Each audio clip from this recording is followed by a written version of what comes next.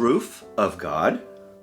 What do we do when things get so far out of our control we don't know where to turn? Do we ignore the problems hoping they'll go away? Or do we try to escape any way we can? I did that, and my love and enjoyment of wine became an escape to make things seem better. But it doesn't last, and in time, the drinking simply compounds the problem. Turns out someone else I knew was going through some tough times, and they came to me and said, "I need to change. I want to try going to church." I told them, "You find the one you want to go to, and I'll go with you."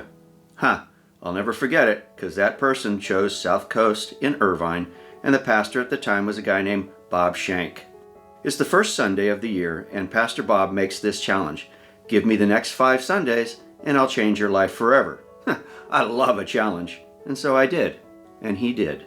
In my other short, If God Spoke to You, What Would You Do?, I told you I ended up spending a few years going to the park every morning in an attempt to develop a relationship with the God of the Bible.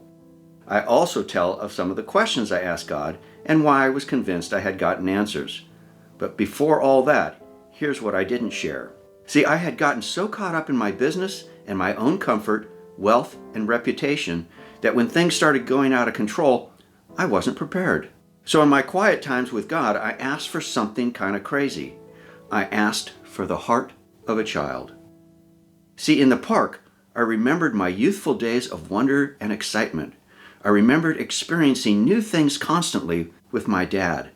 I wanted that feeling of innocence and joy to return. So God did 2 things that changed my life. Bob Shank started a special 3-year program, kind of a get-to-know God Masters program, and I signed up for that.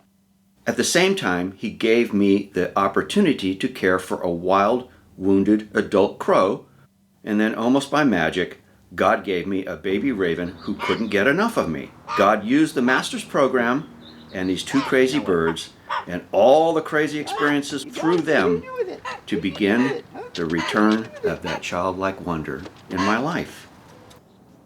But I warn you, it wasn't all cake, pie, and ice cream easy, because through this, God also made me take a long, hard look in the mirror, and he allowed me to see me how he saw me.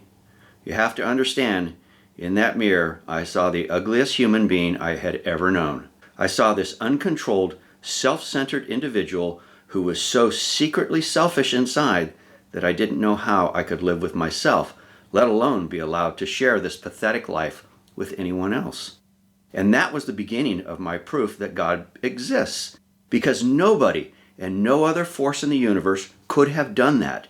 Nobody else could have known and shown me my deepest, darkest self through his eyes. But then God did something else, something more magical than anything I could have ever imagined.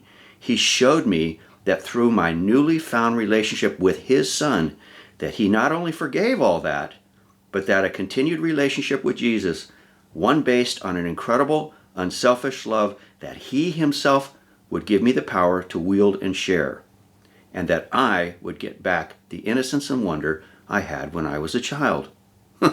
Wow. Can you even begin to imagine all that entails? Can you comprehend the gift of being able to love all people and all things wholeheartedly and freely, and be able to trust and forgive without conditions, just like a child?